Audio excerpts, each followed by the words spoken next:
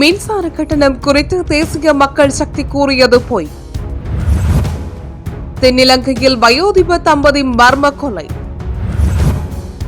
Ukraine காசாவில் போர் நிறுத்தத்துக்கு புதிய Pope அழைப்பு. பயங்கரவாதம் தொடர்ந்தால் பதிலடி தொடரும், மோடி எச்சரிக்கை. இலங்கை மக்களுக்கு போலீசார் விடுத்துள்ள விசேட அறிவிப்பு. ஆயிரக்கணக்கான பயணிகளுடன் கொழும்பை வந்தடைந்த சொகுசு கப்பல். இலங்கையை நோக்கி படையெடுக்கும் சுற்றுலா பயணிகள். கனடாவில் இடம்பெற்ற கோர வாகன விபத்து, 5 பலி. முக்கிய நிர்வாக உத்தரவில் கையெழுத்திட்ட ட்ரம்ப். இலங்கையை உலுக்கிய கோர விபத்து, வெளியானது புதிய தகவல். வெளிநாட்டில் இருந்து இலங்கை வந்தவருக்கு விமானத்தில் காத்திருந்த அதிர்ச்சி. ஸ்டார்மரின் வீட்டில் திடீரென தீப்பரவல், தீவிர விசாரணையில் லண்டன் போலீசார். மின்சார கட்டணங்கள் தொடர்பில் தேசிய மக்கள் சக்தி பொய்யுரைத்துள்ளதாக ஐக்கிய மக்கள் சக்தியின் நாடாளுமன்ற உறுப்பினர் ஹர்சடி சில்வா தெரிவித்துள்ளார். இலங்கை மின்சார சபையின் ஊழல் மோசடிகள் மற்றும் மின் விரயத்தை குறைப்பதன் மூலம் 30% அளவில் மின் கட்டணத்தை குறைக்க முடியும் என தேசிய மக்கள் சக்தி மக்களிடம் உறுதிமொழி வழங்கியதாக அவர் சுட்டிக்காட்டியுள்ளார். எனினும் இந்த உறுதிமொழி பொய்யானது என அவர் தெரிவித்துள்ளார். இலங்கை மின்சார சபையின் செலவை விடவும் கட்டண தொகை குறைவாக காணப்படுவதனால் நட்டம் ஏற்படுவதாக அவர் தெரிவித்துள்ளார். மின்சார உற்பத்திக்கான செலவுகளை குறைப்பதற்கு அரசாங்கம் நடவடிக்கை எடுக்க வேண்டும் எனவும் இதனை போட்டித்தன்மை அதிகரிப்பு ஊடாக மேற்கொள்ள முடியும் எனவும் அவர் சுட்டிக்காட்டியுள்ளார். ஹம்பகா கிருந்துவெல போலீஸ் பிரிவுக்கு உட்பட்ட கன்னிமர பிரதேசத்தில் உள்ள வீடு ஒன்றில் படுகொலை செய்யப்பட்ட நிலையில் கணவரும் மனைவியும் சடலங்களாக மீட்கப்பட்டுள்ளனர். கிரிவெந்தல கன்னிமர பிரதேசத்தை சேர்ந்த 74 வயதுடைய கணவரும் 79 வயதுடைய மனைவியுமே மர்மமான முறையில் படுகொலை செய்யப்பட்டுள்ளனர். அவர்களின் சடலங்கள் வத்துப்பட்டிவல வைத்தியசாலையின் பிரேத அறையில் வைக்கப்பட்டுள்ளன. இந்த கொலை சம்பவம் தொடர்பான தீவிர விசாரணைகளை கிருந்துவெல போலீசார் மேற்கொண்டு வருகின்றனர். உக்ரைனின் நீடித்த அமைதியை நிலைநாட்டவும் பிணை கைதிகளை விடுவித்து காசாவில் உடனடி போர் நிறுத்தம் செய்யவும் தனது முதல் ஞாயிற்றுக்கிழமை நண்பர்கள் வாழ்த்து செய்தியில் போப் 14ஆம் லியோ அழைப்பு விடுத்துள்ளார். முந்தைய பாப்பரசரான பிரான்சிஸ் கடந்த 21ஆம் தேதி மறைந்ததை அடுத்து அமெரிக்காவின் சிகாகோவில் பிறந்த கர்தினால் ரோபர்ட் பிரிவோர்ட்ஸ் 267வது பரிசுத்த பாப்பரசராக கடந்த வியாழக்கிழமை தேர்ந்தெடுக்கப்பட்டார். அமெரிக்காவில் இருந்து தேர்ந்தெடுக்கப்பட்ட முதல் பாப்பரசராக 14ஆம் லியோ என்ற பெயரை தேர்வு செய்த இவர் புனித பீட்டர் பசிலிக்கா தேவாலயத்தின் மாடத்தில் வியாழக்கிழமை இரவு முதன்முறையாக தோன்றி மக்களுக்கு ஆசி வழங்கினார். இதன் பின்னர் தனது முதல் ஞாயிற்றுக்கிழமை நண்பகல் வாழ்த்து செய்திக்காக பசிலிக்கா தேவாலய மாடத்தில் மீண்டும் தோன்றிய போப் 14ஆம் லியோ புனித பீட்டர் சதுக்கத்தில் கூடியிருந்த மக்களிடையே பேசும்போது உலக அமைதியை வலியுறுத்தினார். அப்போது அவர் மேலும் கூறுகையில் 80 ஆண்டுகளுக்கு முன்பு 2ஆம் உலகப் போர் முடிவடைந்தது. தற்போது உலகத்தை நாசமாக்கிக் கொண்டிருக்கும் மோதல்கள் 3ஆம் உலகப் போரின் தொடக்கப்புள்ளி என்று பாப்பரசர் பிரான்சிஸ் கண்டித்தார். மீண்டும் ஒருபோதும் போர் வேண்டாம், அனைத்து தாய்மார்களுக்கும் இனிய அந்நியர் தின வாழ்த்துக்கள் என்றார்.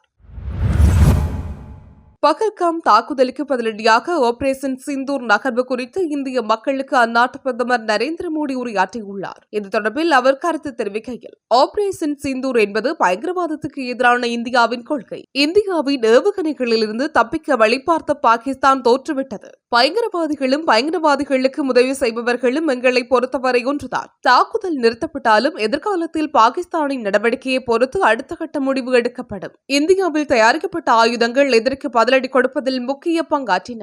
இந்தியாவின் ஏவுகணைகளில் இருந்து தப்பிக்க வழிபார்த்த பாகிஸ்தான் தோற்றுவிட்டது. போர் தற்காலிகமாகவே நிறுத்தப்பட்டுள்ளது. பயங்கரவாதம் தொடர்ந்தால் பதிலடி தொடரும். நம்மை பொறுத்தவரை ஒற்றுமையே பலம், ஒற்றுமையே முக்கியம், இவ்வாறு கூறினார். எனினும் இந்த கருத்துக்களுக்கு பாகிஸ்தானிடம் இருந்து எந்த பதில் கருத்துக்களும் இதுவரையில் வெளிவரவில்லை என்பதும் குறிப்பிடத்தக்கது.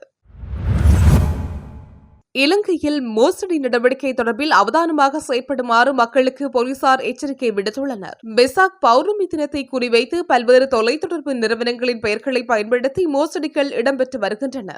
அதற்கமைய இலவச இணைய வசதிகள் மற்றும் 50 GB டேட்டா வழங்குவதாக கூறி மோசடி தகவல் ஒன்று வேகமாக பரவி வருவதாக இலங்கை போலீசார் அறிவித்துள்ளனர். இவை அனைத்தும் போலியானவை எனவும் அவ்வாறு தகவல்கள் வரும் செயலிகளில் யாரும் தங்கள் தனிப்பட்ட தரவை உள்ளிடக்கூடாது என இலங்கை போலீசார் தங்கள் Facebook கணக்குகளில் ஒரு பதிவை வெளியிட்டுள்ளனர். ஜடாஸ்டெல்லா சொகுசு பயணிகள் கப்பல் கொழும்பு துறைமுகத்தை வந்தடைந்துள்ளதாக தகவல்கள் வெளியாகியுள்ளது. குறித்த கப்பல் நேற்று காலை கொழும்பை வந்தடைந்ததாக தெரிவிக்கப்படுகின்றது. மலேசியாவில் இருந்து 2022 சுற்றுலா பயணிகள் மற்றும் 628 பணியாளர்களுடன் குறித்த கப்பல் வந்துள்ளதாக குறிப்பிடப்பட்டுள்ளது. இந்த கப்பல் நேற்று முன்தினம் இரவு ஹம்பாந்தோட்டை துறைமுகத்தை வந்தடைந்த பின்னர் நேற்று காலை கொழும்பு துறைமுகத்தை வந்தடைந்தது. மேலும் ஆஸ்திரேலியா, பிரேசில், கனடா மற்றும் பெல்ஜியம் உள்ளிட்ட 30 நாடுகளை சேர்ந்த சுற்றுலா பயணிகள் குறித்த கப்பலில் வந்ததாக சுட்டிக்காட்டப்பட்டுள்ளது. இந்த சுற்றுலா பயணிகள் கொழும்பு, பின்னவல, கண்டி மற்றும் நீர்கொழும்பு ஆகிய சுற்றுலா தலங்களுக்கு செல்ல உள்ளதாக தெரிவிக்கப்படுகின்றமை குறிப்பிடத்தக்கது. நாட்டில் இந்த ஆண்டு இதுவரை இலங்கைக்கு வருகை தந்த மொத்த சுற்றுலா பயணிகளின் எண்ணிக்கை 9 லட்சத்தை கடந்துள்ளதாக இலங்கை சுற்றுலா அபிவிருத்தி அதிகார சபை தெரிவித்துள்ளது. இலங்கை சுற்றுலா அபிவிருத்தி அதிகார சபை வெளியிட்டுள்ள சமீபத்திய புள்ளி விவர அறிக்கையில் இந்த விடயம் தெரிவிக்கப்பட்டுள்ளது. அதன்படி இந்த ஆண்டு இதுவரை இலங்கைக்கு வருகை தந்த மொத்த சுற்றுலா பயணிகளின் எண்ணிக்கை 9,30,794 அதிகரித்துள்ளது. 2025 மே மாதத்தின் முதல் வாரத்தில் 33,910 வெளிநாட்டு சுற்றுலா பயணிகள் நாட்டுக்கு வருகை தந்துள்ளதாக இலங்கை சுற்றுலா அபிவிருத்தி அதிகார சபை தனது சமீபத்திய புள்ளி விவரங்களில் தெரிவித்துள்ளது. குளிர்காலம் முடிவடைந்த நிலையில் மேற்கத்திய நாடுகளில் இருந்து ஆசிய பிராந்தியத்துக்கு வரும் சுற்றுலா பயணிகளின் எண்ணிக்கையில் சரிவு ஏற்பட்டுள்ள நிலையில் இலங்கைக்கு தினமும் வரும் சுற்றுலா பயணிகளின் எண்ணிக்கையும் 5000க்கும் குறைவாக வீழ்ச்சி அடைந்துள்ளது.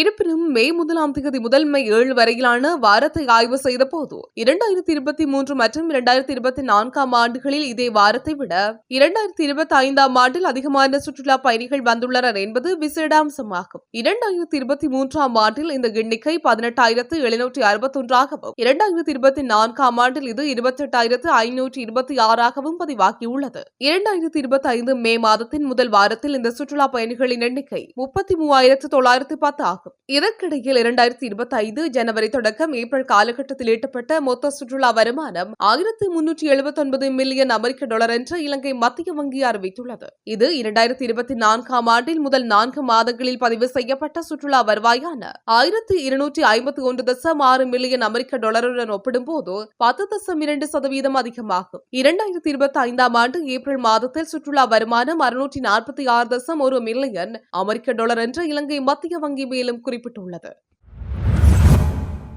கனடாவின் நோவோ ஸ்கோசியாவின் பால்மவுத் பகுதியில் சனிக்கிழமை இரவு இடம்பெற்ற பயங்கர வாகன விபத்தில் 5 பேர் உயிரிழந்துள்ளனர். இந்த விபத்தில் மேலும் ஒருவர் படுகாயமடைந்த நிலையில் மருத்துவமனையில் அனுமதிக்கப்பட்டுள்ளார். இந்த 2 வாகனங்கள் நேருக்கு நேர் மோதி ஏற்பட்ட விபத்து சனிக்கிழமை இரவு 11 மணிக்கு பிறகு ஹைவே 101 ஹான்ஸ்போர்ட் மற்றும் பால்மவுத்தில் நடைபெற்றதாக RCMP தெரிவித்துள்ளது. ஹோண்டா சிவிக் மற்றும் நிசான் சென்டர் என்ற 2 கார்களுமே கிழக்கே பயணித்துக் கொண்டிருந்த போது இவ்விபத்து நிகழ்ந்துள்ளது. ஹோண்டா சிவிக் காரில் பயணித்த 43 வயது ஆண் மற்றும் 45 வயது பெண் இருவரும் பால்மவுத் பகுதியை சேர்ந்தவர்கள் என தெரிவிக்கப்படுகின்றது. நிசான் சென்ட்ரா காரில் பயணித்த 45 வயது பெண் மற்றும் 58 வயது ஆண் இருவரும் சம்பவ இடத்திலேயே உயிரிழந்தனர். விபத்தில் காயமடைந்த மற்றொரு பயணி 50 வயது ஆண் மருத்துவமனையில் உயிரிழந்துள்ளார். மேலும் பிரிட்டிஷ் கொலம்பியா பகுதியை சேர்ந்த 29 வயது ஆண் மருத்துவமனைக்கு விமானத்தில் வழியாக கொண்டு செல்லப்பட்டு தற்போது தீவிர சிகிச்சை பிரிவில் அனுமதிக்கப்பட்டுள்ளார்.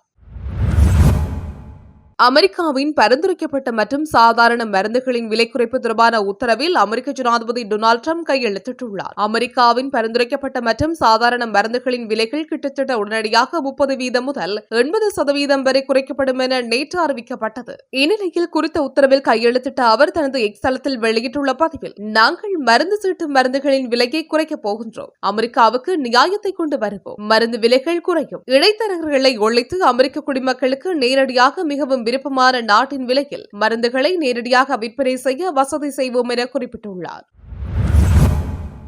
இலங்கை மக்களை ஒரு கணம் திகைப்பில் ஆழ்த்திய கொத்மலை டிரம்போட கெரண்டியல பகுதியில் அரசு பேருந்து 100 அடி பள்ளத்தில் விழுந்து விபத்துக்குள்ளானமை தொடர்பாக புதிய தகவல் வெளிவந்துள்ளது. இதன்படி இந்த விபத்து பேருந்தில் ஏற்பட்ட இயந்திர கோளாறு காரணமாக நிகழவில்லை என ஆரம்ப கட்ட விசாரணைகளில் தெரிய வந்துள்ளது. அதன்படி பேருந்தில் அளவுக்கு மீறிய பயணிகள் பயணித்தமை மற்றும் அதிக களைப்பு காரணமாக சாரதிக்கு உறக்கம் ஏற்பட்டமை ஆகியவை விபத்துக்கு காரணமாக இருக்கலாம் என சந்தேகிக்கப்படுவதாக நுவரெலியா மாவட்ட மோட்டார் வாகன பரிசோதகர் ஜாலிய பண்டார தெரிவித்துள்ளார். எனினும் சம்பவம் தொடர்பாக விசேட குழு மூலம் தற்போது விரிவான விசாரணைகள் மேற்கொள்ளப்படுவதாகவும் அதன் பின்னர் விபத்துக்கான உறுதியான காரணங்கள் வெளிப்படும் எனவும் அவர் மேலும் தெரிவித்துள்ளார்.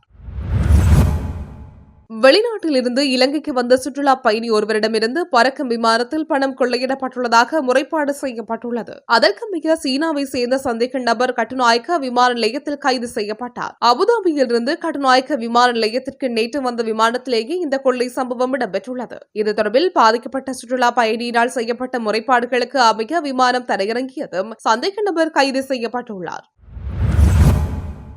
லண்டன் வடக்கு பகுதியில் உள்ள பிரித்தானிய பிரதமர் ஹெய்ர் ஸ்டார்மரின் வீட்டில் திடீரென தீ விபத்து ஏற்பட்டுள்ளது. இந்நிலையில் குறித்த விபத்து தொடர்பில் லண்டன் மெட்ரோபாலிடன் போலீசார் தீவிர விசாரணைகளை முன்னெடுத்து வருவதாக தெரிவிக்கப்படுகின்றது.